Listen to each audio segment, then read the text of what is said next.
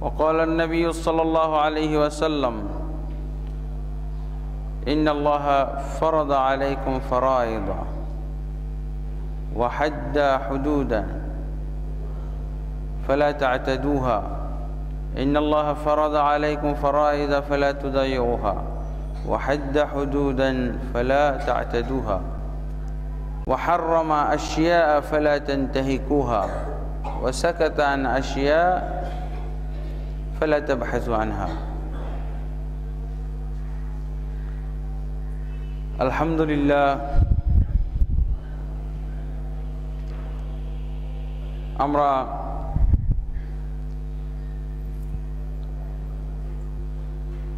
কোরআন সুন্নাহর আলোকে আমল, আল্লাহ এবং আল্লাহর রাসূলের আনুগত্যের ভিত্তিতে আমল, এর উপরে আলোচনা করছিলাম। আর আল্লাহ এবং আল্লাহর রাসূলের আনুগত্য বহির্ভূত যে সমস্ত ইবাদত এবং আমল হবে তা আল্লাহর কাছে পরিত্যাজ্য। এ বিষয়ে অত্যন্ত গুরুত্বপূর্ণ এবং অত্যন্ত বহুল আলোচিত একটি হাদিস আমরা গত জুমা বা তার আগের জুমায় আমরা পেশ করেছিলাম।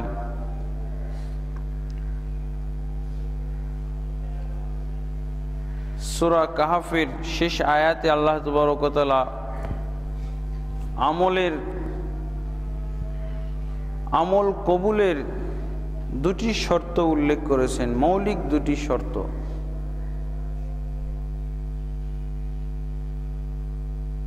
প্রত্যেকটা আমল, যেই আমলের মাধ্যমে আমরা সওয়াব কামনা করব, আমরা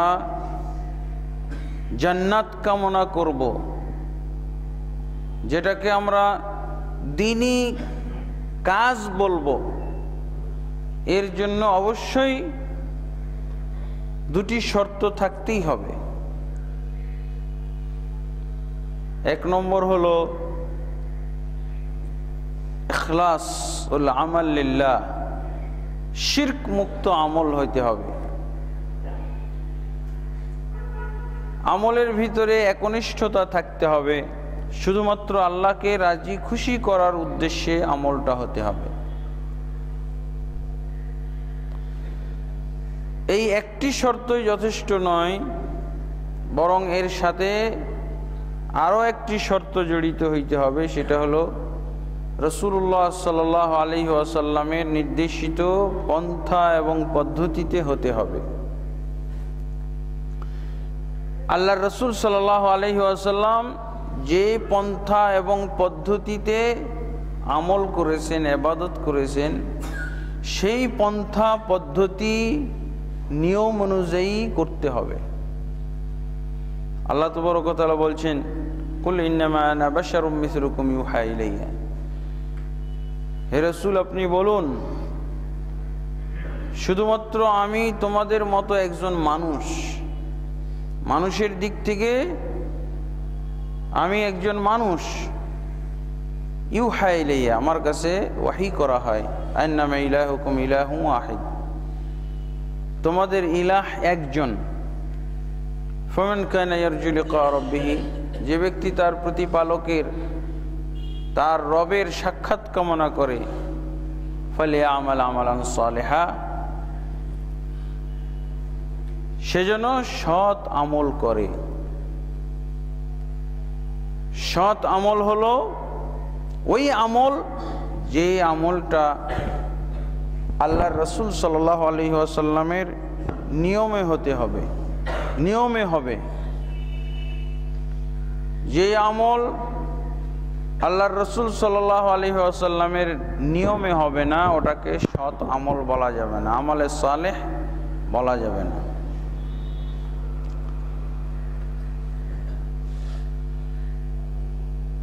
তাহলে এখানে আমরা একটা শর্ত পাচ্ছি যে আমলটা রাসূল সাল্লাল্লাহু আলাইহি ওয়াসাল্লামের নিয়ম অনুযায়ী সৎ হতে হবে, সালেহ হতে হবে। ওয়ালা ইউশরিক বিইবাদাতি রাব্বিহি আহাদা, এবং তার রবের ইবাদত করতে কাউকেও যেন শরীক না করে, এটা হলো আরেকটা শর্ত। অনেক সময় নিজেকেও শরীক করে, নিজের স্বার্থকে শরীক করে, অন্য কিছুকে শরীক করে।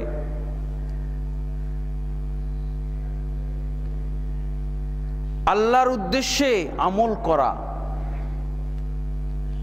আল্লাহকে রাজি খুশি করার জন্য আমল, এইটার পরিমাণ বেশি পাওয়া যায়। আল্লাহকে রাজি খুশি করার জন্য আমল করতে অনেক সময় মানুষের, মুসলমানের কোনো বখিলি থাকে না। আল্লাহর জন্য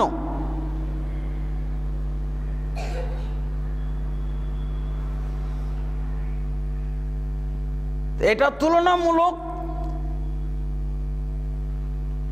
বেশি মেনটেন করা হয়। দুইটা শর্তের মধ্যে তুলনামূলকভাবে প্রথম শর্তটা বেশি মেনটেন করা হয়, বেশি এটাকে পালন করা হয়, পূরণ করা হয়। আল্লাহর জন্য কাজ করতে অনেককেই দেখা যাবে যে আল্লাহর ওয়াস্তে সে বহু আমল করতেছে, বহু রিস্কি আমলও করতেছে, ঝুঁকি নিয়ে আমল করতেছে, অনেক কষ্ট স্বীকার করে আমল করতেছে আল্লাহর জন্য।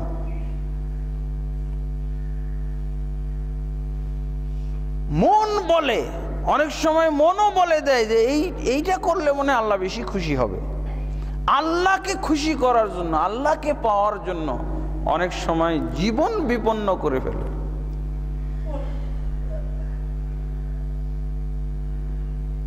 কিন্তু আসলে এটা কিন্তু যথেষ্ট নয়। এটাও হইতে হবে আল্লাহ এবং আল্লাহর রাসূলের নির্দেশিত পন্থায়।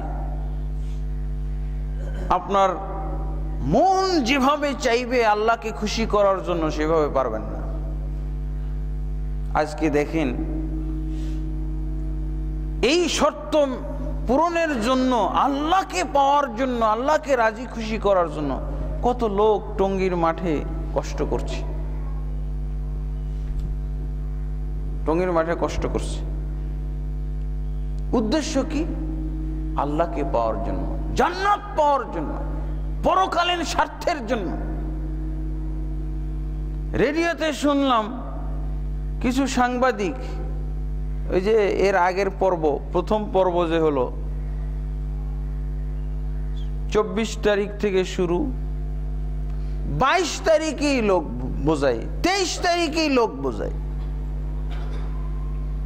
3 দিন ব্যাপী যে এই কাজটা হবে, এটার একটা ওরাও নির্ধারণ করে রেখেছে, সময় নির্ধারণ করে দিয়েছে। তারপরও 2 দিন আগেই উপস্থিত। সাংবাদিকরা জিজ্ঞেস করতেছে ওদেরকে, আপনারা আগে এসে গেছেন কেন? বলছে আসলাম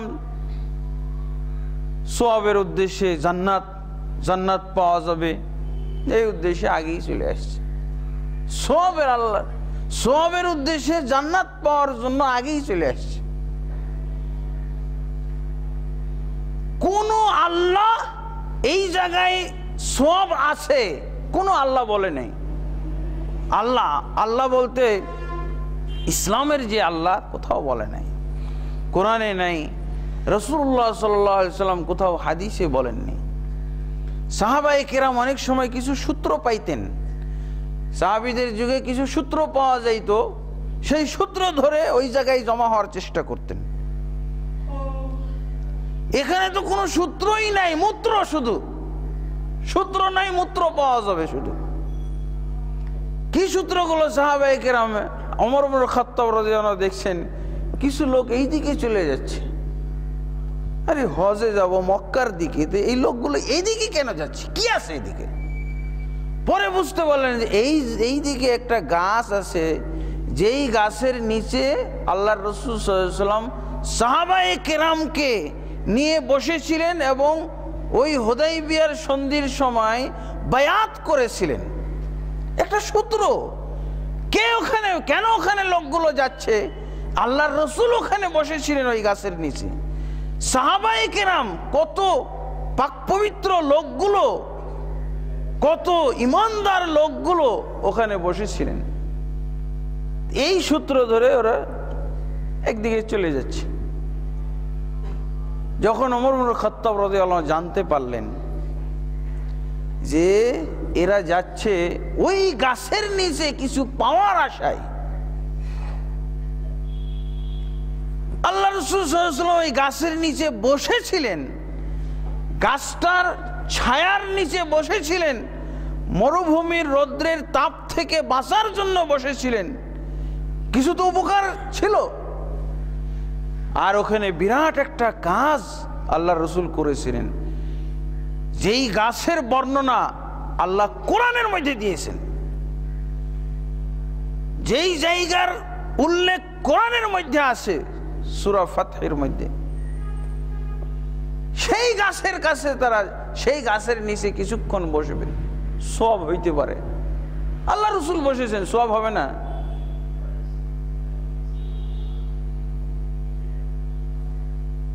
যখন ওমর ইবনে খাত্তাব রাদিয়াল্লাহু আনহু বুঝলেন যে এই ব্যাপার, লোকেরা এরকম আশ্চর্য কথা, আল্লাহ রাসূল বসেছেন কিন্তু বসতে কি বলেছেন নাকি? ওখানে বসলে কোনো সওয়াব হবে? এটা কি কোনো দ্বীনি কাজ? ওখানে সওয়াব হবে, ওখানে আল্লাহ রাজি খুশি হবেন, ওখানে জান্নাতে যাওয়ার কোনো পাথেয় সংগ্রহীত হবে, এরকম কথা তো আল্লাহ রাসূল কোথাও বলেননি। ওই যে হাদিস, মান আমিলা আমালান লাইসা আলাইহি আমরুনা ফাহুয়া রাদ্দুন, যে ব্যক্তি কোনো আমল করবে সেই আমলে যদি আমাদের নির্দেশ না থাকে, আমাদের নির্দেশ বলতে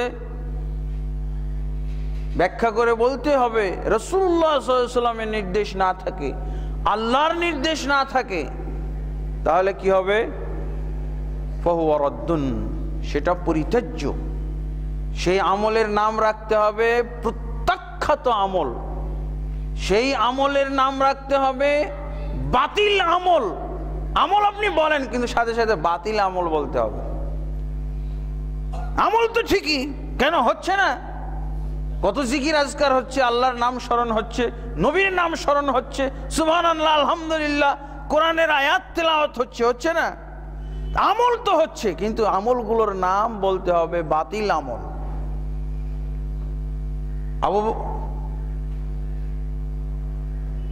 এটা সম্ভবত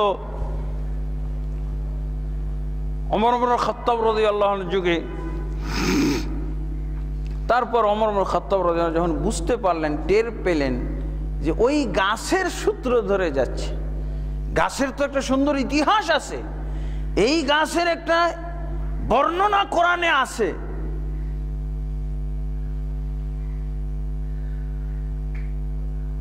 আমার মনে হয় ভারতবর্ষের এই টঙ্গিওয়ালারা যদি এরকম একটা গাছ পেয়ে যেত তাহলে আর কথাই ছিল না।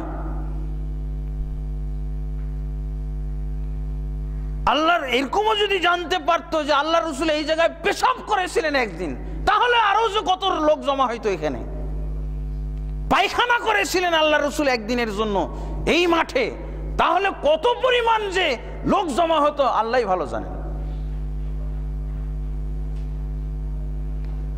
ওমর ইবনে খাত্তাব রাদিয়াল্লাহু আনহু দেখলেন যে না, এটা তো বিরাট বেদাতি সূত্র, এটাকে কেন্দ্র করে লোকজন একত্রিত হবে, অথচ এমন একটা নজির তৈরি হয়ে যাবে যেখানে একত্রিত হওয়ার কথা আল্লাহ বলেননি, রাসূলও বলেননি, এইরকম একটা নজির তৈরি হয়ে যাবে। আমি ওমর ইবনে খাত্তাব দায়িত্বে থাকা পর্যন্ত এইরকম কিছু হতে দেওয়া যাবে না। গাছটাকে সমূলে উৎখাত করে ফেলেছে, গাছের চিহ্নই রাখেননি, গাছ কেটে একেবারে শেষ করে ফেলেছেন। এই ওমর ইবনে খাত্তাব রাদিয়াল্লাহু আনহু যদি বর্তমান যুগে বেঁচে থাকতেন, উনি খলিফা হতেন, এই জায়গাটা যে জায়গায় এখন এত এত গেঞ্জাম হচ্ছে, এত লোকজনের পাল এখানে একত্রিত হচ্ছে চতুর্দিক থেকে, তাহলে এই জায়গাটাকে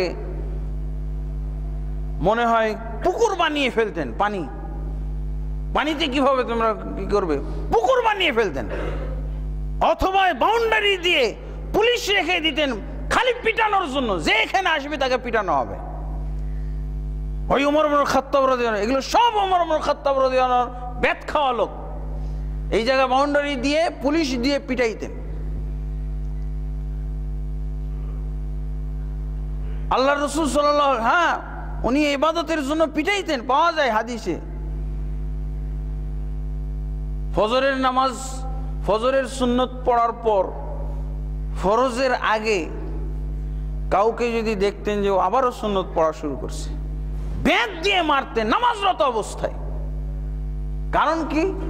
যে আল্লাহ রাসূল সাল্লাল্লাহু আলাইহি ওয়াসাল্লাম বলছেন, সালাতের পরে না ফজরের সালাতের আগে সুন্নতের মাঝে কোনো নামাজ নাই। এমনিভাবে আরো পিটাইতেন, যদি ফজরের জামাত শুরু হয়ে যাওয়ার পর কাউকে সুন্নত পড়তে দেখতেন। ফজরের সুন্নত জামাত শুরু হয়ে গেছে, তারপর কেউ যদি ফজরের সুন্নত পড়তে দেখতেন, তাহলে তাকেও বেত দিয়ে পিটাইতেন। তাহলে যে জায়গায় আল্লাহর রাসূল পেশাব করেননি, যেই জায়গায় পায়খানাও করেননি, যেই জায়গায় কোনো আল্লাহর রাসূল সাল্লাল্লাহু আলাইহি ওয়াসাল্লামের একটা পদচারণাও হয় নাই, একবারও পা ফেলেননি, জুতাও ফেলেননি, সে জায়গায় পবিত্র, সেই জায়গাটায় কত পবিত্র বানাইছে। তাহলে ওই গাছের জায়গাটা এদের দৃষ্টিতে কত পবিত্র হওয়ার কথা।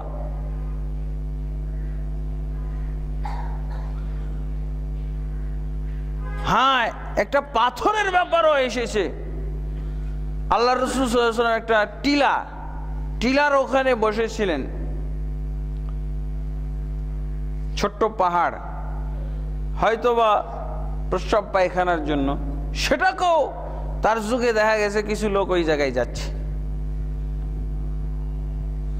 তখন উনি পুরা নিষেধ করে দিলেন, খবরদার এগুলো। তাহলে ইসলাম, আমল, ইবাদত, এগুলো সম্পূর্ণ দলিলের উপরে ভিত্তি করে হবে, সম্পূর্ণ দলিলের উপরে ভিত্তি করে হবে। দলিল ছাড়া বিন্দু মাত্র আমল করা যাবে না।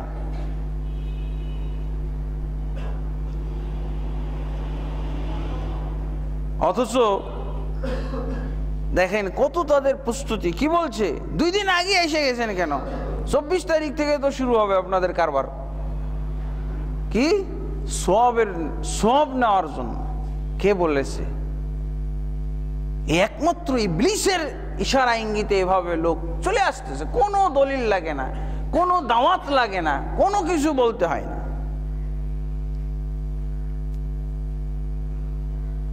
অথচ এসে এখানে কত বড় ক্ষতিও হচ্ছে, প্রাণহানি ঘটছে, লোক মারাও যাচ্ছে। দেখছেন, মানুষ খেয়াল খুশি আমল করতে কত তৃপ্তি পায়। জীবন বিসর্জন দিয়ে হলো নিজের ইচ্ছা মতো, ইচ্ছা স্বাধীন আমল করতে কত মানুষ তৃপ্তি পায়। মরে গেলেও আসবে। এখানে আল্লাহর সাথে কোনো সম্পর্ক নাই, আল্লাহর সাথে কোনো সম্পর্ক নাই, রাসূলের সাথে সম্পর্ক নাই, মারা গেল। অথচ আমরা এর আগের দিন হাদিস, এই ইজতেমার আমরা মূল্যায়ন করতে যেয়ে বলেছিলাম, আল্লাহর রাসূল সাল্লাল্লাহু আলাইহি সাল্লাম একটি হাদিস বলেছেন, এই হাদিসের বিরুদ্ধে একটা আন্দোলন দাঁড় করিয়ে দিয়েছে ইবলিস। কি? লা তুশাদ্দুর রিহাল ইল্লা ইলা সালাসাতি মাসাজিদ, লা তুশাদ্দুর রিহাল ইল্লা ইলা সালাসাতি মাসাজিদ। রেহাল অর্থাৎ বাহন প্রস্তুত করা যাবে না। শব্দটা কেমন গাম্ভীর্যপূর্ণ। যদি এই হাদিসের শব্দগুলোর আমরা যথাযথ তর্জমা করি, তাহলে কি হবে? লা তুশাদ্দুর রিহাল, বাহন প্রস্তুত করা যাবে না। বলা হচ্ছে না যে যাওয়া যাবে না, বাহন প্রস্তুত করা যাবে না। অর্থাৎ আপনি একটা গাড়ি রেডি করেছেন যাওয়ার জন্য, গাড়িটা নষ্ট হয়ে গেছে, যাওয়ার অনুপযোগী হয়ে গেছে, তাও আপনি নিষেধাজ্ঞা চর্চাকারী? যাইতে পারেননি টঙ্গী মাঠে, আপনি আপনার গাড়ি নষ্ট হয়ে গেছে বাড়িতেই। আল্লাহ রাসূল কেন আপনি তুসাদ্দু বাহন প্রস্তুত করতে গেছেন কেন? এই জন্য গুনাহ হয়ে যাবে। আল্লাহ রাসূল সাল্লাল্লাহু আলাইহি ওয়াসাল্লাম বলছেন, তিনটি পৃথিবীর মধ্যে তিনটি মসজিদ ব্যতীত আর কোথাও যাওয়ার জন্য বাহন প্রস্তুত করা যাবে না, গাড়ি রেডি করা যাবে না। যাওয়ার কথা বলছে নাকি? গাড়ি রেডি করাই যাবে না, মোটরসাইকেল স্টার্ট দেওয়া যাবে না, পেট্রোল ঢোকানো যাবে না, গাড়িতে চড়াও যাবে না।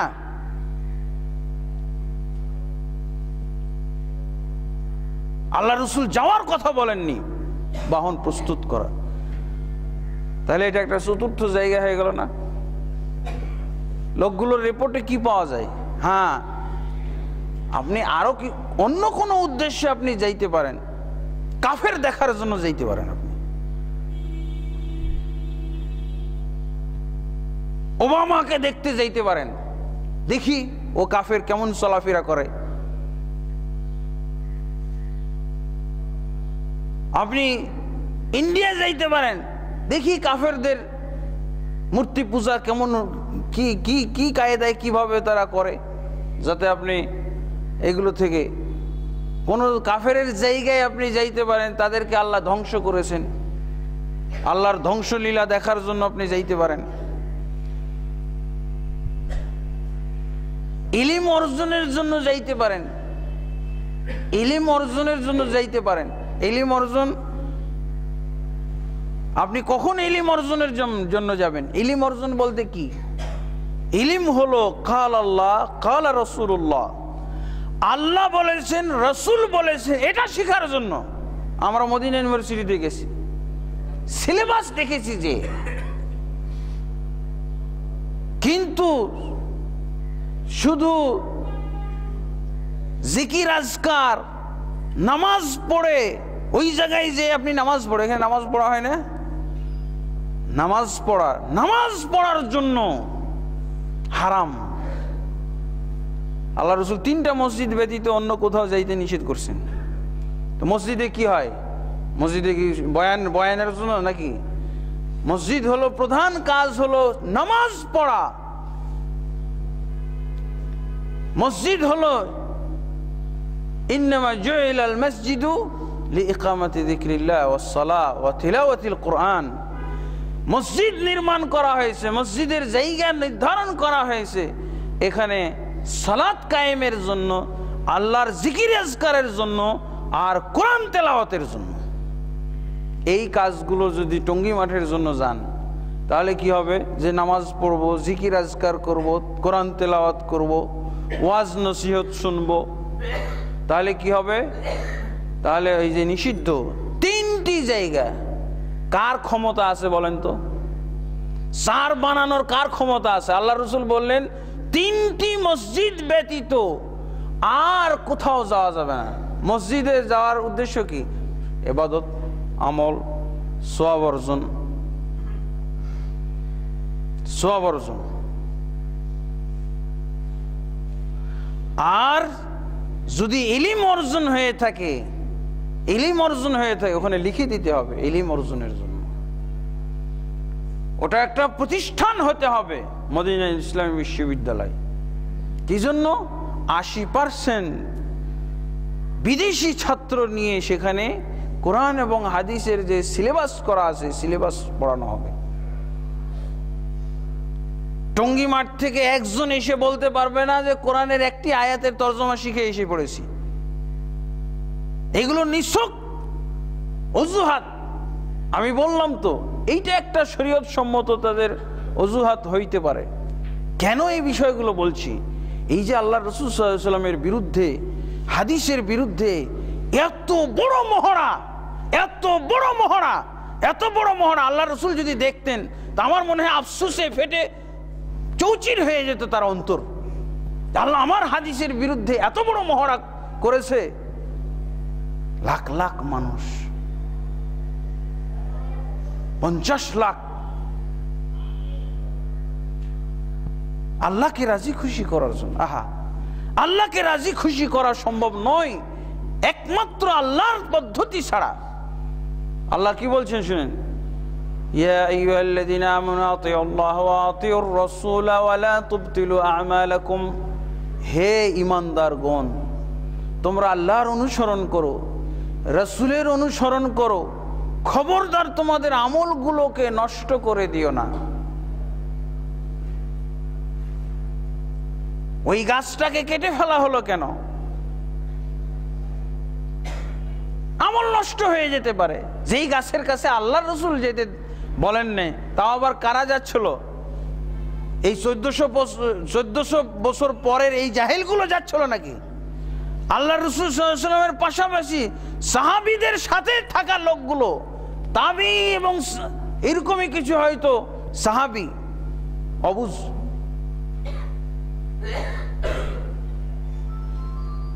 1400 বছর পর এত দূরের কোনো লোক না, ওরা সাহাবীকে দেখছে।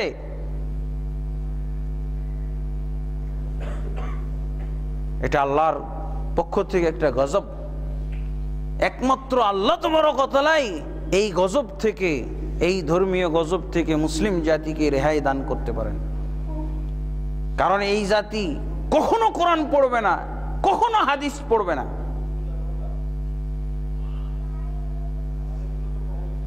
বন্ধুগণ, তারপর এসে খামাখা এখানে যান বিসর্জন দিয়ে দিল।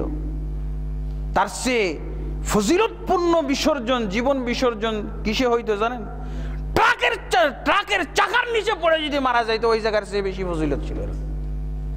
বাসের চাকার নিচে পড়ে যদি পিষ্ট হয়ে রোডের সাথে মিশে যাইতো, তাহলে সওয়াব ছিল তার জন্য, শহীদের সওয়াব। কিন্তু টুঙ্গি মাঠের সওয়াবের কথা কোথাও বলে নেই। আল্লাহ রসুলের হাদিস আছে, কেউ যদি দুর্ঘটনায় চাপা পড়ে, ওয়াল চাপা পড়ে মারা যায় তো সে শহীদ। এই জন্য বলছি, ট্রাকের চাকার নিচে পিষ্ট হয়ে, বাসের চাকার নিচে পিষ্ট হয়ে, ওয়াল বিধ্বস্ত হয়ে, বিল্ডিং বিধ্বস্ত হয়ে মারা গেলেও ভালো ছিল, টঙ্গি মাঠে মারা যাচ্ছে। একে শহীদ বলার কে আছে? দিল্লির হুজুর ছাড়া কেউ বলার লোক নাই।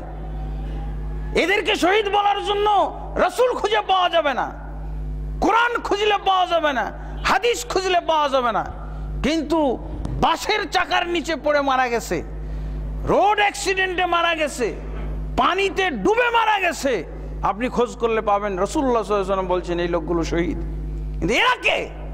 এদেরকে কে বলবে শহীদ? দিল্লির হুজুর ছাড়া এদেরকে শহীদ বলার কেউ নাই।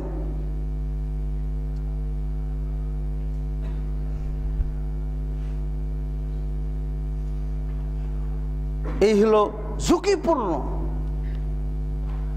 আল্লাহকে রাজি খুশি করার জন্য আমল করতে এসেছে। বন্ধুগণ, পৃথিবীটা এখন এরকমই হয়ে গেছে। মুসলমানরাই হলো মুসলমানদের শত্রু, মুসলমানরাই হলো ইসলামের আসল শত্রু। এখানে এই জোয়ারটা দেখে আমার বারবার খালি আবু দাউদের একটি হাদিসের কথা মনে পড়ে। আল্লাহ রাসূল সাল্লাল্লাহু আলাইহি ওয়াসাল্লাম বলছেন, ইউশিকু আন তাতাদা আলাইকুমুল উমাম কামা তাতাদা আল আকালাতু আলা কসআতিহা কুলনা আলি কিল্লাতিনা ইয়াওমাইযিন নাহনু ইয়া রাসূলুল্লাহ ক্বালা লা বাল আনতুম কাসীর ওয়ালাকুন্নাকুম গুসাউন কাগুসাইস সাইল। আল্লাহ রাসূল সাল্লাল্লাহু আলাইহি ওয়াসাল্লাম বলছেন, এমন সময় এই ভবিষ্যৎবাণী, তখন আর উপস্থিত বাণীর সময় না, ভবিষ্যৎবাণী। কারণ উপস্থিত অবস্থা তো এরকম যে এখন মুসলমানদের সামনে টিকে থাকার মতো কোনো কাফির শক্তি নাই। মুসলমানরা যেমন সংখ্যায়ও অনেক এগিয়ে গেছে, তারপরে ঈমান এবং তাকওয়ায়, ঈমান এবং ঈমানদারিতে এবং আমালে সালেহ এবং ইবাদতে আল্লাহ তাবারক ওয়া তাআলার পূর্ণ সন্তুষ্টি অর্জন করে ফেলেছে। এবার আল্লাহর পক্ষ থেকে তারা পাওয়ার পেয়ে গেছে। কিসের পাওয়ার? যে আমি তোমাদের সাহায্য করব, তোমাদেরকে পরাজিতকারী পৃথিবীতে কেউ নাই, মানুষ নাই কোনো শক্তি নাই, কোনো মতবাদ নাই, কোনো ধর্ম নয়, বাঘ ভল্লুক হাতি কিচ্ছু নাই, তোমরাই সবচেয়ে শক্তিধর। এরকম সময় আল্লাহ রাসূল সাল্লাল্লাহু আলাইহি ওয়াসাল্লাম ভবিষ্যৎবাণী করছেন তার উম্মতের উপরে। সওবান রাদিয়াল্লাহু থেকে বর্ণিত ভবিষ্যৎবাণীটা হলো, ইউশিকু আন তাতাদা আলাইকুমুল উমাম, অচিরেই ভবিষ্যৎকালে তোমাদের উপরে, তোমরা মুসলিম জাতির উপরে কাফির শক্তি ঝাঁপিয়ে পড়বে।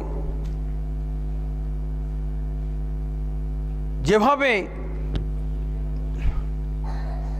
ক্ষুধার্তরা খানার প্লেটের উপরে ঝাঁপিয়ে পড়ে, ধরেন 500 লোক 200 লোক সবাই ক্ষুধার্ত, খানার ব্যবস্থা নেই, হঠাৎ করে এক প্লেট যদি খানা আসে তাহলে কি হবে খানার অবস্থা? সেখানে কেউ মানবতা দেখাবে যে ওরা আগে খাক পরে আমি খাই? না, প্রতিযোগিতা শুরু করবে কে আগে নিতে পারবে। আল্লাহ রাসূল সাল্লাল্লাহু আলাইহি ওয়াসাল্লাম বলছেন যে তোমাদেরকে ধ্বংস করার জন্য, তোমাদেরকে নিশ্চিহ্ন করার জন্য, তোমাদেরকে দুনিয়া থেকে বিলীন করে দেওয়ার জন্য কাফেররা ঝাঁপিয়ে পড়বে। সাহাবায়ে কেরাম আবার তাদের মনে পড়তে লাগলো সেই মক্কার দৃশ্যের কথা। মক্কাতে কেমন হইতো, একজন মুসলমান তাকে ধরে বেঁধে নিয়ে যেত, চল কোথায়? হত্যার জায়গায়, যেখানে তোমাকে হত্যা করা হবে ওই জায়গায় নিয়ে যাবো, যে জায়গায় তোমাকে নির্যাতন করা হবে সেই জায়গায় চলো, কেউ বাধা দেওয়ার নেই।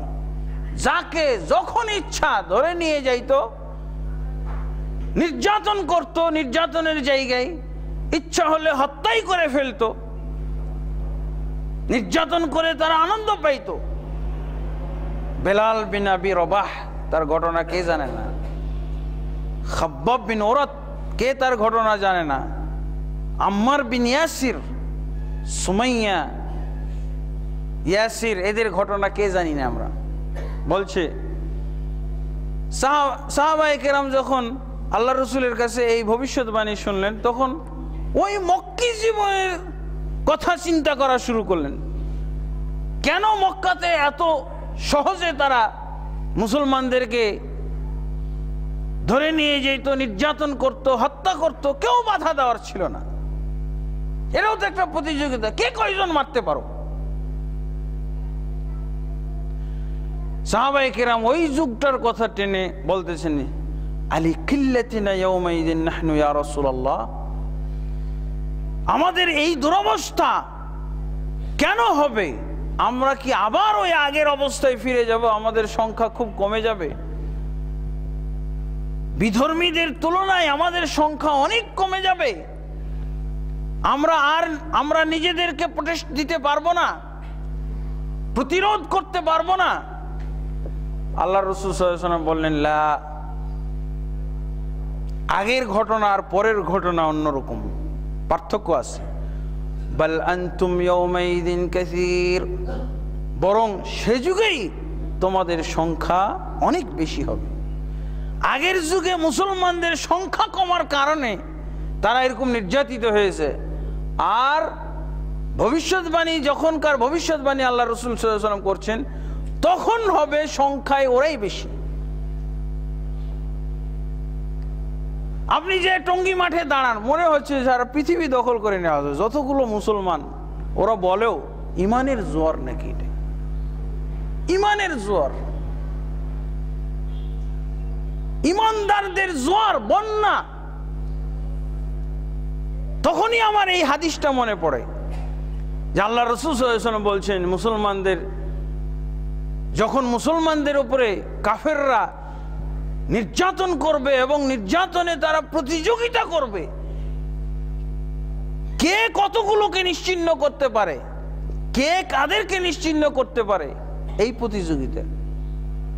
তখন আল্লাহ রাসূল সাল্লাল্লাহু আলাইহি ওয়াসাল্লাম বলছেন, তোমাদের সংখ্যা অনেক বেশি থাকবে, তখন সংখ্যা বেশি। এই সংখ্যা কিভাবে আল্লাহ রাসূল সাল্লাল্লাহু আলাইহি ওয়াসাল্লাম ব্যাখ্যা করছেন মন্তব্য। কিন্তু এই সংখ্যা দিয়ে কাজ হবে না কেন? এই সংখ্যাই কেন মুসলমানদের পরাজয়ের কারণ? এই সংখ্যা সত্ত্বেও মুসলমানদের কেন এত দুরবস্থা হবে? আল্লাহ রাসূল সাল্লাল্লাহু আলাইহি ওয়াসাল্লাম বলছেন, ওয়ালাকিন্নাকুম গুসাউন কাগুসাইস সাইল, এই সংখ্যার উদাহরণ হবে খড়কুটার মতো। খড়কুটা কাকে বলা হয়? এটা ছিল আগে ধানের গাছ, গমের গাছ, এর উপরে শীষ, দোল খেত, শক্তি ছিল একটা। এত ঝড় হয়েছে, এত বাতাস হয়েছে, একটাও উড়ে যায় নাই, খেতেই ছিল। যখন এগুলো খড়কুটা হয়ে গেছে তখন এগুলোর আর কোনো অস্তিত্ব নেই। আল্লাহ রাসূল সাল্লাল্লাহু আলাইহি ওয়াসাল্লাম বললেন যে তোমাদের উদাহরণ হবে সেই যুগে খড়কুটার মতো। ভিত্তি ছাড়া, ভিত্তিমূল ছাড়া মুসলমান, দেখেন শর্ত খবর নাই। আল্লাহর রাসূল, আল্লাহর অনুসরণে কি গেছো তুমি টঙ্গীর মাঠে? না, লাখ লাখ মানুষ চলে যাচ্ছে। 2 পর্বের যোগ দিলে তো 1 কোটি হয়ে যাবে। খড়কুটা, এদের কোনো ভিত্তিমূল নাই, শর্তের উপরে নাই। আল্লাহ আসতে বলেছেন এই জায়গায়, না আল্লাহ নিষেধ করেছেন? দেখেন, যে জায়গায় যাওয়া আল্লাহ এবং আল্লাহর রাসূল নিষেধ করেছে ওই জায়গায় আসতেছে সওয়াব অর্জনের জন্য। কেন? চতুর্থ যে কোনো জায়গায় নিষেধ। যেখানে আল্লাহ রাসূল বললেন যে 3টি মসজিদ ব্যতীত, আপনি তো আমাকে বলছেন টঙ্গীর মাঠের ব্যাপারে আপনি এত বড় কথা বলছেন। না, এর চেয়ে বড় কথা বলার আমার সাহস আছে। আরাফাতের মাঠে কেউ যদি আজকে এভাবে যায়, সারা পৃথিবীর মানুষ যদি আরাফাতের মাঠে যায়, জিলহজ মাসের 9 তারিখ ছাড়া অন্য কোনো তারিখে যদি এই টঙ্গী মাঠ, কেন টঙ্গী মাঠের চেয়ে যদি 10 গুণ মানুষ আরাফাতে যায়, তাহলে এই সম্মেলন, এই ইজতেমা হবে অবৈধ গুনার ইজতেমা। এই ইজতেমা হবে সম্পূর্ণ কি বলে জাহান্নামে যাওয়ার ইজতেমা। আরাফাতেরটাকে বলার সাহস আছে? এটার তো কোনো কল্পনাই করা যায় না। একে তো কোনো ধর্তব্যতার মধ্যেই নেওয়া যাবে না। কিসের টঙ্গীর ইজতেমা?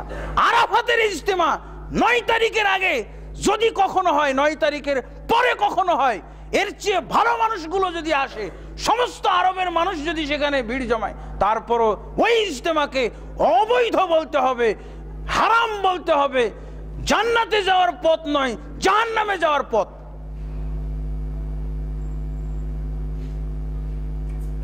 এটা তো কোনো উল্লেখযোগ্যই না। আরাফাতে যদি এরকম হয়, মিনাতে যদি এরকম হইতো, মিনাতে যদি 8 তারিখের আগে অথবা 12, 13, 11, 12, 13 তারিখ এর আগে বা পরে মিনাতেও যদি এরকম সম্মেলনের চেয়ে 10 গুণ বেশি লোক যদি একত্রিত হয়, মক্কাতে যে কোনো জায়গায়, মক্কাতে যে কোনো জায়গায় যদি এত বড় সম্মেলন হয় এবং এর সাথে যদি এইসব আকীদা জড়িত হয়, সওয়াবের জন্য যাইতেছি, নামাজ পড়ার জন্য যাইতেছি, তাও ওই মক্কার ইজতেমাও হারাম। দিল্লি, ঢাকা এগুলো তো তুচ্ছ বিষয়, এগুলো তো উল্লেখযোগ্যই না। মুজদালিফার মাঠে হলো, মিনার মাঠে হলো, মক্কার যে কোনো হারাম এলাকাতে হলো, হারাম এলাকা, হারাম মানে সম্মানিত এলাকা, সম্মানের কারণে সেই এলাকার পশু পাখি পর্যন্ত তাকে বিরক্ত করা যাবে না, কোনো গাছের ডাল কাটা যাবে না, গাছের পাতা ছেঁড়া যাবে না, কোনো পশু পাখিকে হত্যা করা যাবে না। এলাকার সম্মানের কারণে কোনো হত্যাকারী লোক যদি সেখানে আশ্রয় নেয়, তাকেও হত্যা করা যাবে না। এইরকম জায়গায় যদি এই ইজতেমাটা হতো, তাও বলতে হবে নাজায়েজ, হারাম, আল্লাহর রাসূল সাল্লাল্লাহু আলাইহি ওয়াসাল্লাম হাদিস বিরোধী। চতুর্থ হলো কিনা, আল্লাহর রাসূল সাল্লাল্লাহু আলাইহি ওয়াসাল্লাম বলছেন 3টি মসজিদ ব্যতীত অন্য কোথাও বাহন প্রস্তুত করা যাবে না। যাওয়া তো দূরের কথা, নিয়ত করাও যাবে না। নিয়ত করা যাবে না, নাওই তো পড়া যাবে না, নিয়ত করাও হারাম। গাড়িতে একটা পা রাখাও হারাম, পা রেখে আবার নামিয়ে নেবেন তাও হারাম কাজ হয়েছে, এর জন্য তওবা করতে হবে। বন্ধুগণ, এই হলো দলিল। আল্লাহ রাসূল সাল্লাল্লাহু আলাইহি ওয়াসাল্লামের সুন্নাহ কাকে বলে? দলিল বুঝে কাজ করতে হবে। এই যে ছিন্নমূল ভিত্তিমূলহীন একটা কি বলে এটাকে আমরা বলতে পারি একটা ইসলামী দুর্ঘটনা, এটা একটা ইসলামী অ্যাক্সিডেন্ট। এই অ্যাক্সিডেন্টে লাখ লাখ মানুষ প্রাণ হারাচ্ছে, প্রাণ মানে ঈমান হারাচ্ছে। এটা একটা ইসলামী অ্যাক্সিডেন্ট, ইসলামী দুর্ঘটনা। এটা কোনো ঘটনা নয়, দুর্ঘটনা ঘটে যাচ্ছে। আল্লাহর কাছে সাহায্য চাইতে হবে, আল্লাহ এই দুর্ঘটনা থেকে মুসলমানদেরকে তুমি মাত্র রক্ষা করো, তুমি ছাড়া আর কেউ রক্ষাকারী নাই। তার কারণ একে রক্ষা করছে প্রেসিডেন্ট, একে রক্ষাকারী হলো প্রধানমন্ত্রী, একে রক্ষাকারী হলো বিরোধী দলীয় নেতা নেত্রীরা। তো যাদেরকে দিয়ে একটা জিনিস রক্ষা করা হয়, একটা জিনিস উৎখাত করা হবে, তারা তো রক্ষাকারী। এই জন্য আল্লাহর সাহায্য চাইতে হবে। সব রক্ষাকারীদেরকে পাশ কাটিয়ে আল্লাহ তুমি এটাকে ধ্বংস করো।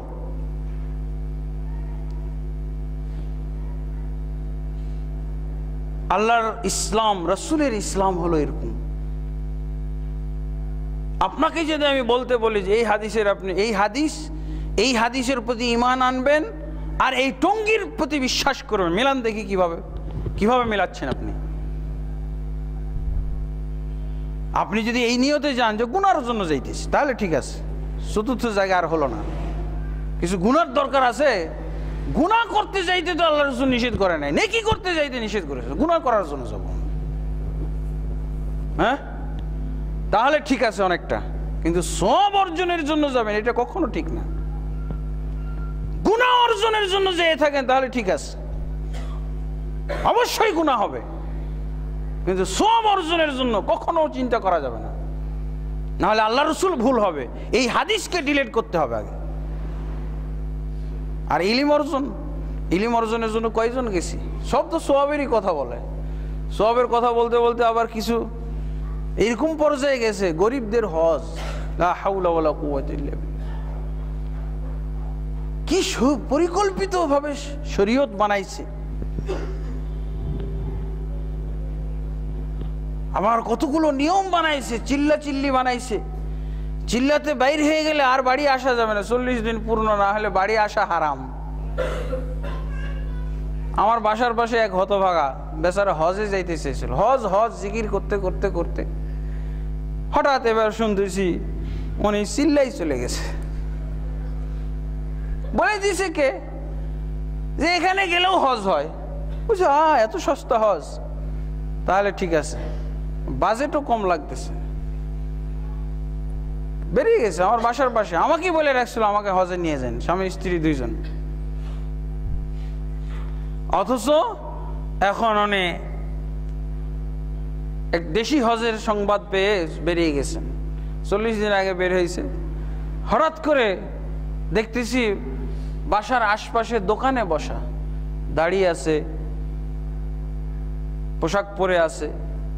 আমি তো শুনেছি উনি চিল্লাই গেছে, আবার দেখছি কেন বাড়িতে, কাকে দেখলাম আমি? তারপর বাচ্চার মাকে জিজ্ঞেস করলাম যে জিজ্ঞেস করো তো ওনার স্ত্রীকে, উনি তো গেছিল, ফিরে আসছে নাকি? তো ওনার স্ত্রী স্বীকার করছে যে হ্যাঁ উনি গেছে, তবে বাড়ি আসে নাই, 40 দিন পূর্ণ হয় নাই, এই জন্য বাড়ি আসা নিষেধ। বাড়ি শুধু দেখছেন রাস্তার থেকে, বাড়ি দেখছেন, ছেলে মেয়েরা হয়তো তার চোখে পড়ে যাবে এই জন্য পাহারা দিয়ে থাকছে।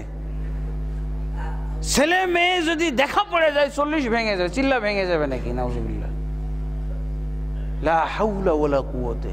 এই খেলনা তামাশার ধর্ম, এটা তামাশা, শিশুদেরকে খেলতে দেওয়া উচিত। এই ধর্মগুলো, এই দিন ধর্ম, এটা শিশুদের খেলনা বানিয়ে লাথি মেরে মেরে এদেরকে ফুটবলের মতো করে খেলনা খেলাতে দেওয়া উচিত। তামাশা দেখছেন, বেচারা কত সতর্কতার সাথে বাসার পাশে আসছিল, আমি দেখছি।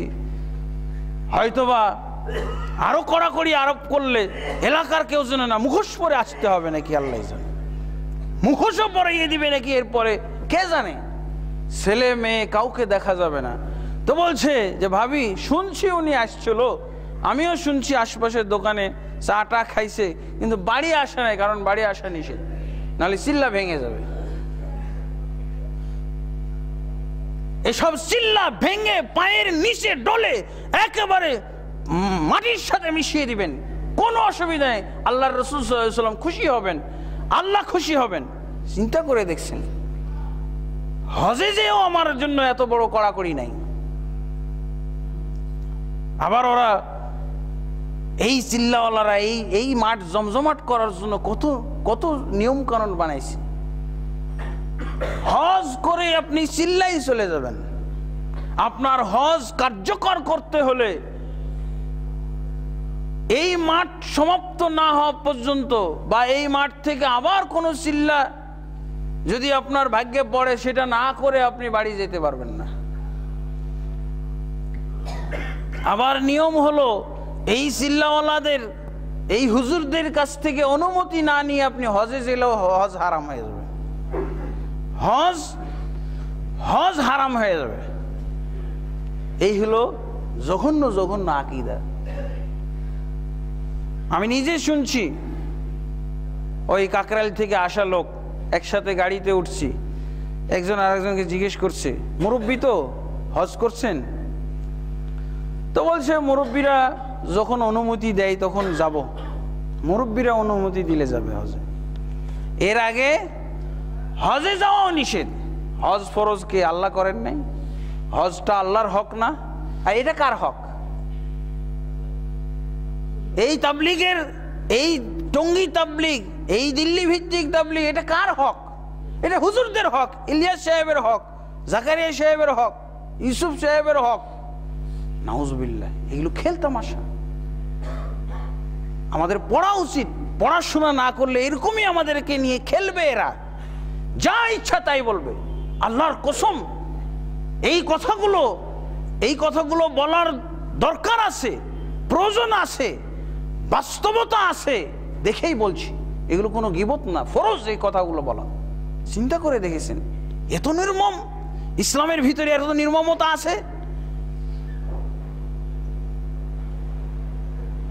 বিনা উদ্দেশ্যে, বিনা শরঈ কারণে বাইরে থাকা না জায়েজ, পরিবারে থাকতে হবে।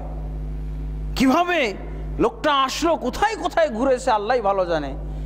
বাড়ির পাশে মাত্র আর 100 গজ দূরে তার বাড়ির গেট, ঢুকতে পারে না এদের শরীয়তের কারণে। নিজেদের বানানো শরীয়ত কত কড়াকড়ি ভাবে মানুষ পালন করে, আর আল্লাহ শরীয়তের কোনো তোয়াক্কাই করে না।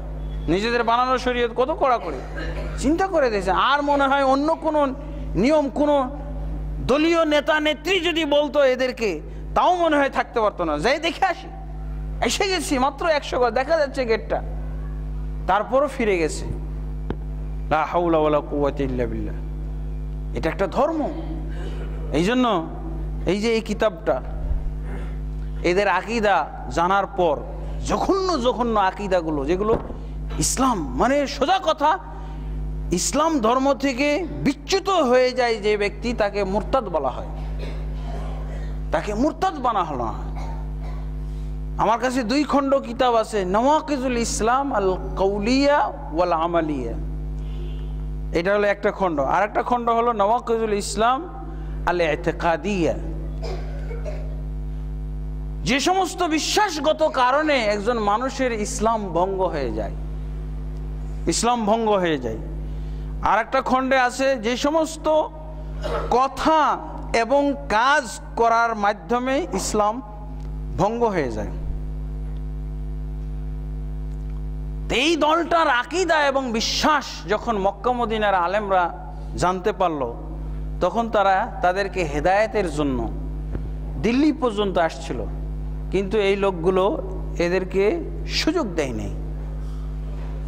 এই লোকগুলো দিল্লির নেতৃস্থানীয় লোকগুলো মক্কা মদিনার আলেমদেরকে সুযোগ দেয় নাই। তাদের সাথে বসে তাদেরকে যে হেদায়েত করবে, তাদের এই ভ্রান্ত ধারণাগুলোকে কোরআন এবং হাদিসের সাথে যাচাই করে ওজন করে তাদেরকে দেখাবে, এই সুযোগটাই তারা দেয়নি। তারপরে বেচারারা বাধ্য হয়ে এই বিষয়ে কিতাব লিখছে মুসলমানদেরকে সতর্ক করার জন্য। ওই জামাতের ভিতরে এমন এমন জঘন্য জঘন্য আকীদা আছে যার কারণে একজন মুসলমানের যেমন ওযু ভঙ্গ হয়ে যায়, এরকম ভাবে ইসলাম ভঙ্গ হয়ে সে কাফের মুরতাদ হয়ে যাবে। এইরকম আকীদা বিশ্বাস, এইরকম তাদের আমল এবং চিন্তাধারা আছে যে এগুলোর কারণে ইসলাম ভঙ্গ হয়ে যাবে। তাহলে অবশ্যই তো এটা আমানতদারিতার ব্যাপার, লোকদের তার হিতাকাঙ্ক্ষী হওয়ার ব্যাপার, লোকদেরকে এরকম রিদ্দা এবং মুরতাদ হওয়া থেকে বাঁচানোর দরকার। এই তাগিদ থেকে ওনারা এই কিতাব লিখেছেন। শুধু তাই না, বাংলা ভাষায়ও কিন্তু অনেক বই পুস্তক আছে। এটা আমার সম্পাদনাকৃত। দেওবন্দি এবং তাবলিগ জামাত যেহেতু একই সূত্রে গাথা, এই দুইটা, এই তাবলিগ জামাত পরিচালনা করে কারা? দেওবন্দিওয়ালারা। তো দেওবন্দি কি জিনিস এবং তাবলিগ জামাত কি জিনিস, এইটার সম্পর্কে ডিটেলস আলোচনা আপনারা বিভিন্ন আরবি বই পুস্তকে তো পাবেনই। এরপরে এই যে আমার সম্পাদনাকৃত তাবলিগ ও দেওবন্দিগণ, এই বিষয়ে আপনারা জানবেন। আপনারা নিজেরাও যদি পড়লেই বুঝতে পারবেন। কারণ এখানে পাশাপাশি ইসলামের কোন বিশ্বাসের সাথে তাদের বিশ্বাসের সংঘর্ষ, কোরআনের কি কি আয়াতের সাথে এদের বিরোধিতা, আল্লাহ রাসূল সাল্লাল্লাহু আলাইহি ওয়াসাল্লামের হাদিসের সাথে। ওরা তো হাদিস কোরআন নিয়ে চলে না। ওদেরকে যদি আপনি কোরআনের একটা তাফসির ধরিয়ে দেন, ও তাফসির ফেলে দিয়ে ফাজাইল আমল, বগলের নিচে ফাজাইল আমল যে ধরবে, তাফসির ফেলে দিবে আপনার। তাফসির যদি আবার ওদেরকেও বলে দেয় যে অমুক তাফসিরটা পড়ো, কারণ তাফসিরে তো নানান নমুনার আছে। শিয়া তাফসির, রাফিজি খারেজি তাফসির আছে, আপনার সুফিবাদী তাফসির আছে, ইমানদার হওয়ার তাফসির আছে, আপনাকে মুরতাদ বানানোর তাফসির আছে। সব রকম তাফসির তো সবাই বানিয়ে নিয়েছে। এগুলো মারাত্মক ব্যাপার। মুসলমানদের অবস্থা কি আজকে এমনি এরকম হয়েছে নাকি? কোরআন এবং হাদিস অনুযায়ী যদি মুসলমান থাকে, তাহলে আল্লাহ তাবারক ওয়া তাআলা এদেরকে পৃথিবীর মধ্যে বিজয়ী জাতি করে রাখবেন। কিন্তু আজকে কোরআন হাদিসের দাওয়াতও নাই।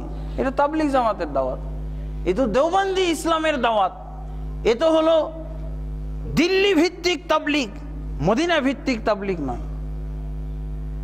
এক জায়গাতে আমরা গেলাম, আমাদের সাথে আরবি আলেম আছে। তা আরবি দেখেই, কারণ এখানে অনেক অজ্ঞ আরবি আসে, অনেক অজ্ঞ মূর্খ আরবি আসে, 25,000 মতো। গত পর্বে 25,000, এই পর্বে কয় হাজার জানি না। বিদেশি 25,000, আরব টারব সব মিলিয়ে। তো আমার কাছে একদিন নিয়ে আসছিল এক আরবিকে। ওরে আরবি, মূর্খ আরবি, আরবি ভাষা বলতে পারে কিন্তু আকীদা আমল সম্পর্কে কিছু জানে না। তা আমাদেরকে বলছিল, আমাদের নবীন বরণ অনুষ্ঠানে মদিনা ইউনিভার্সিটি যখন যাই, তখন নবীন বরণ অনুষ্ঠান একটা হলো না, আমরা নবীন আমাদেরকে গ্রহণ করছে প্রবীণরা।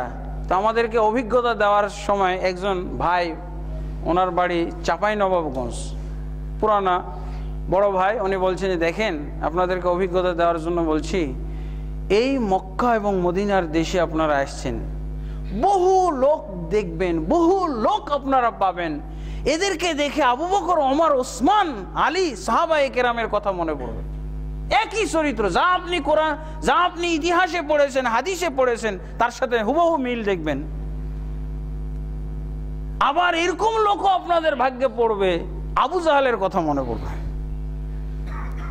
এই জায়গায় তো আবু জাহাল মার্কার লোক তো ওই দেশে এখনো আছে, ওগুলোই আসে। কোন শিক্ষিত কোরআন এবং হাদিসের বিজ্ঞ ব্যক্তি এখানে আসে না, আসতেও পারে না। আমরা সাধারণ লেখাপড়া করেছি, ওখানে ছাত্র, আমাদের শিক্ষকরা আসবে নাকি? আমরা ছাত্ররাই যা বুঝেছি তাতেই তো এখানে ঘৃণার সাথে চলতে হবে, থুতু ফেলতে ফেলতে যাওয়া উচিত এই জায়গা দিয়ে। কারণ এখানে ইসলামের বিরুদ্ধে যে বড় মহড়া, কোরআনের বিরুদ্ধে যে বড় মহড়া, আল্লাহর বিরুদ্ধে যে মহড়া, রাসূলের বিরুদ্ধে যে মহড়া আর পৃথিবীতে কোথাও নাই। পৃথিবীর ভিতরে নাম করা একটা মহড়া ইসলামের বিরুদ্ধে। তা আমাদের টিচাররা আসবে নাকি এখানে? যাদের এরকম জ্ঞান আছে, আল্লাহ আমাদেরকে রক্ষা করুন। আর একটা শর্ত, সেটা রাসূল সাল্লাল্লাহু আলাইহি ওয়াসাল্লামের পদ্ধতি। এই পদ্ধতির কথা গেলে তো কোনো মিলই পাওয়া যাবে না, কোনো মিলই নাই। আল্লাহ আমাদেরকে হেদায়েত দান করুন। আল্লাহ আমাদেরকে কোরআন এবং সুন্নাহ লেখাপড়া করার তৌফিক দান করুন, বুঝার তৌফিক দান করুন, আমল করার তৌফিক দান করুন। আমাদেরকে এই সমস্ত মহড়ার দিকে আল্লাহ যেন দৃষ্টি ফেলতে না দেন। আল্লাহ তাবারক ওয়া তাআলা আমাদের দৃষ্টি ফিরিয়ে নেন এই সমস্ত মহড়ার থেকে। আল্লাহুম্মা আমিন। আস্তাগফিরুল্লাহ লি ওয়া লাকুম ওয়া লিসাইরিল মুসলিমিন ফাস্তাগফিরুহু ইন্নাহুল গফুরুর রহিম। আলহামদুলিল্লাহি রাব্বিল আলামিন ওয়াসসালাতু ওয়াসসালামু আলা আশরাফিল আমবিয়া ওয়াল মুরসালিন নবিয়িনা মুহাম্মাদিন ওয়া আলা আলিহি ওয়া সাহবিহি আজমাইন, আম্মা বা'দ। ফাআউযু বিল্লাহি মিনাশ শাইতানির রাজীম। বিসমিল্লাহির রহমানির রহিম। إن الله وملائكته يصلون على النبي يا أيها الذين آمنوا صلوا عليه وسلموا تسليما اللهم صل على محمد وعلى آل محمد كما صليت على إبراهيم وعلى آل إبراهيم إنك حميد مجيد اللهم بارك على محمد وعلى آل محمد كما باركت على إبراهيم وعلى آل إبراهيم إنك حميد مجيد اللهم أصلح لنا ديننا الذي هو عصمة أمرنا وأصلح لنا دنيانا التي فيها معاشنا وأصلح لنا آخرتنا التي فيها معادنا واجعل الحياة زيادة لنا في كل خير والموت راحة لنا من كل شر اللهم أعز الإسلام والمسلمين وأذل الشرك والمشركين ودمر أعداءك أعداء الدين يا رب العالمين اللهم أصلح ولاة علماء وعامة المسلمين وخذ بناصيتهم إلى صراطك المستقيم يا حي يا قيوم برحمتك نستغيث عباد الله رحمكم الله إن الله يأمر بالعدل والإحسان وإيتاء ذي القربى وينهى عن الفحشاء والمنكر والبغي يعظكم لعلكم تذكرون ولذكر الله أكبر والله يعلم ما تصنعون